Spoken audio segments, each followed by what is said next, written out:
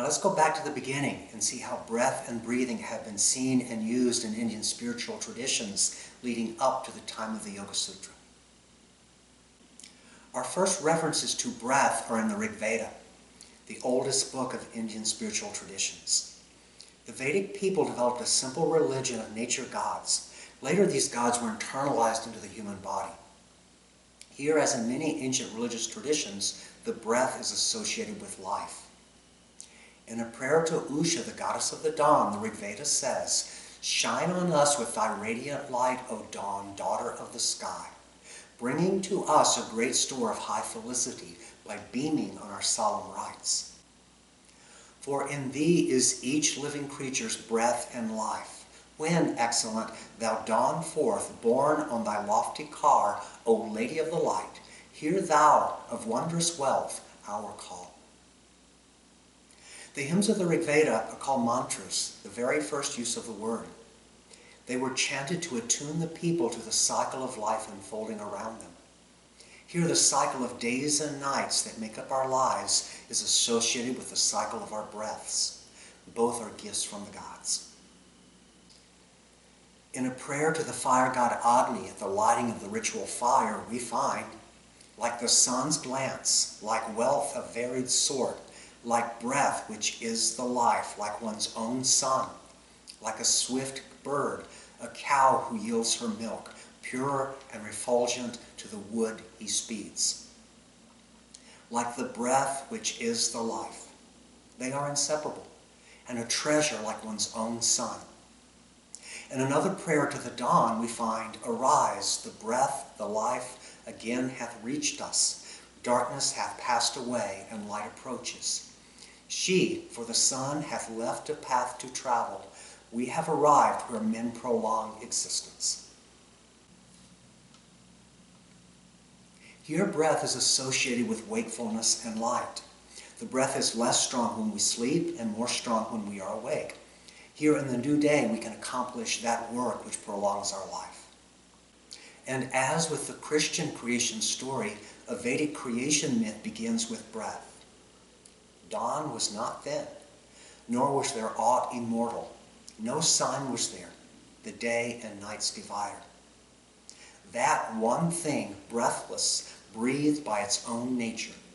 Apart from it was nothing whatsoever. In the earliest Veda, the Rig Veda, the mantras were spoken to praise the gods and draw them close. In the second Veda, the Sama Veda, the poems were sung in specific melodies. And in the third Veda, the Yaja Veda, they were both combined in fire rituals. There was power in the mantra themselves, and power in the breath that speaks and sings. There was also power in the ancient melodies and sequence of the mantras, and in the fire offerings of the elaborate rituals. Many of the Vedic rituals required a group of priests. Some would say the poems, while others were singing the songs at the same time. The timing and length of the mantras required extremely long exhalations, and the priests received voice training similar to modern opera singers. This combination of powerful spiritual practices made it unclear where the power was.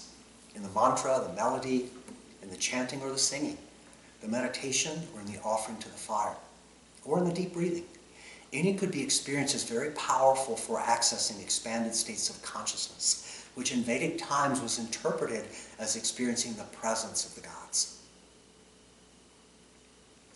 Before moving on from the Vedas, we need to look at an important Sanskrit word, prana. Prana shows up in the Rig Veda where it means breath of life, breath, respiration, spirit, or vitality. The Vedas contain many poems and songs that are speculative in nature. The poets would explore a topic and present tie-ins or connections to other things and ideas. By the time of the Upanishads, starting around 800 BCE, the Vedas were considered sacred.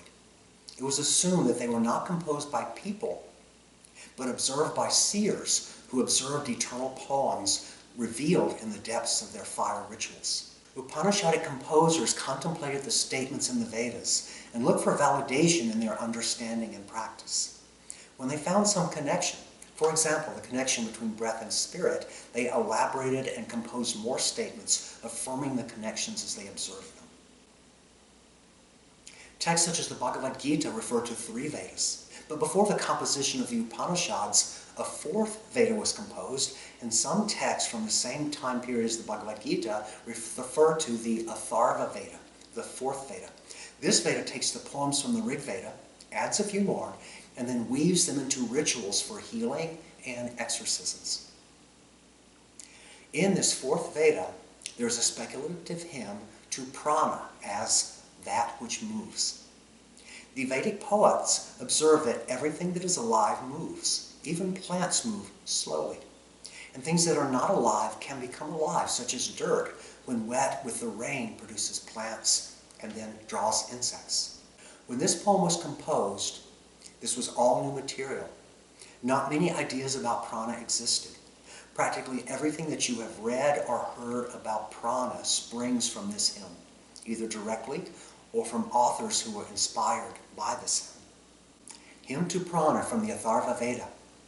Reverence to prana, to whom all this is subject, who has become the Lord of the all, on whom all is supported. Reverence, O prana, to thy roaring wind. Reverence, O prana, to thy thunder. Reverence, O prana, to thy lightning. Reverence, O prana, to thy rain. When prana calls aloud to the plants with his thunder, they are fecundated. They conceive and then are produced abundance. When the season has arrived and prana calls aloud to the plants, then everything rejoices whatsoever is upon the earth. When prana has watered the earth with rain, then the beasts rejoice, saying, strength we shall now obtain. When they had been watered by prana, the plants spoke in concert. Thou hast prolonged our life. Thou hast made us all fragrant. The references to rain and growth are probably connected to India's weather. North India has a monsoon season. Very little rain falls through most of the year. All the ponds dry and the plants wilt. When the torrential rains come, almost overnight there is verdant growth. The vitality of the growth illustrated the power of the prana. Reverence, O prana, to thee coming. Reverence to thee going. Reverence to thee standing and reverence to thee sitting. Reverence to thee, O prana, when thou breathest in. Reverence when thou breathest out. Reverence to thee when thou art turned away. Reverence to thee when thou art turned hither. To thee entire reverence be here. Of thy dear form, O prana, of thy very dear form, of the healing power that is thine, give unto us that we may live. Prana clothes the creatures as a father his dear son. Prana truly is the Lord of all that breathes and does not breathe. Prana is death, prana is fever. The gods worship prana. Prana shall place the truth speaker in the highest world. Prana is power, luster. Prana is the divinity that guides. All worship prana. Prana verily is sun and moon. They call prana Prajapati. Prana is death and life. It is Prajapati, the Lord of creation, that brings all beings into the cycle of life and death. Rice and barley are in-breathing and out-breathing. Prana is a steer. In-breathing is founded upon barley. Rice is called out-breathing. Man breathes out and breathes in when within the womb. When thou, O prana, quickest him, then he is born again. They call prana the wind. Prana is called vata, air. The past and the future, the all, verily is supported upon prana. The holy plants, the magic plants, the divine plants, and those produced by men spring forth when thou, O prana, quickest them. When prana has watered the great earth with rain, then the plants spring forth, and also every sort of herb. Whoever, O prana, knows this regarding thee, and knows on what thou art supported, to him all shall offer tribute in yonder highest world. Prana is responsible for all the functions of life. The whole universe is governed by prana. As all these creatures, O prana, offer thee tribute, so they shall offer tribute in yonder world to him who hears thee, O far-famed one. He moves as an embryo within the gods. Having arrived and being in existence, he is born again. Having arisen, he enters with his might the present and the future, as a father goes forth through his son. When as a swan he rises from the water, he does not withdraw his one foot. If in truth he were to withdraw it, there would be neither today nor tomorrow, no tonight and no day. Never would the dawn appear. With 8 wheels and one felloe he moves, containing 1,000 elements, upward in the east, downward in the west. With his half he produced the whole world. What is the visible sign of his other half? He who rules over this all, derived from every source, and over everything that moves, reverence to thee, O Prana, that yields a swift bow against the enemies. May Prana, who rules over all this, derived from every source, and over everything that moves, may he, unwearied, strong through the Brahma, adhere to me. Alert he watches in those that sleep, nor does he lie down. No one has heard of his sleeping in those that sleep. O Prana, be not turned away from me. Thou shalt not be other than myself. As the embryo in the waters, thee, O Prana. Again, these speculations and strong metaphoric statements influenced how people perceived the Prana. There are many ideas here that can be seen expressed in the teachings of Ayurveda and Yoga, 2 traditions that are based on concepts about Prana. About 800 BCE, the composition of the Upanishads began. To these seekers, the cycle of life was seen as bondage, a trap to escape from. Drawing upon the speculations from the Vedas, breath, a link to spirit behind the body, became a possible doorway out of separate existence. Breath was more than just air, and perhaps could be traced back to an unseen source. The Katha Upanishad, a very early Upanishad, tells us, not by inhaling, not by exhaling does a mortal live, but all live by something on which these 2 depend. And from the Manduka Upanishad, the true unchanging self is behind the breath, which fluctuates with the mind and the life around us. Self-luminous is that being and formless. It dwells within all and without all. It is unborn, pure, greater than the greatest. From it is born the breath. All life is dependent on breath, and the self is the cause or originator of the breath. And in the Brihadaranyaka Upanishad, breath is spirit. Breath is the immortal one. The shining immortal person who is breath, is the self, is Brahman. The importance of breath grew with the faith and meditation as a way to transcend suffering. In the Prajna Upanishad, a dialogue is recorded between the 5 senses and the breath. Each of the senses proposed that it was the most important and presented an argument to that effect. The breath watched quietly. When the senses began to fight with each other, the breath announced that it was leaving. As the breath begins to leave, all the senses become afraid and realize that life really depends on the breath and that it is the master of the senses. The Brihadaranyaka Upanishad compares the breath to the moon.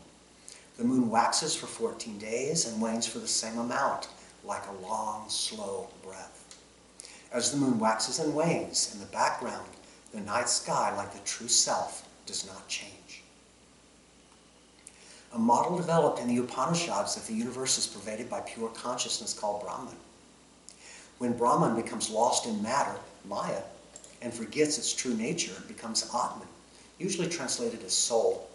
Atman literally means that which breathes. With the observation of a connection between breath and spirit, controlling or stopping the breath was explored. It was noticed that when we are excited, we breathe faster, and they assumed that we are given a certain number of breaths to last our lifetime. If we could slow the breath down with less desire and fear, we could live longer. If we could stop the breath, we could live forever. The Buddha experimented with breath control during his time of austerities. The Buddha said, "Then I thought, what if I now practice trance without breathing? So I restrained breathing in and out from my nose and mouth. And as I did so, there was a violent sound of winds issuing from my ears." Breath retention did not work out so well for the Buddha, and probably not for others.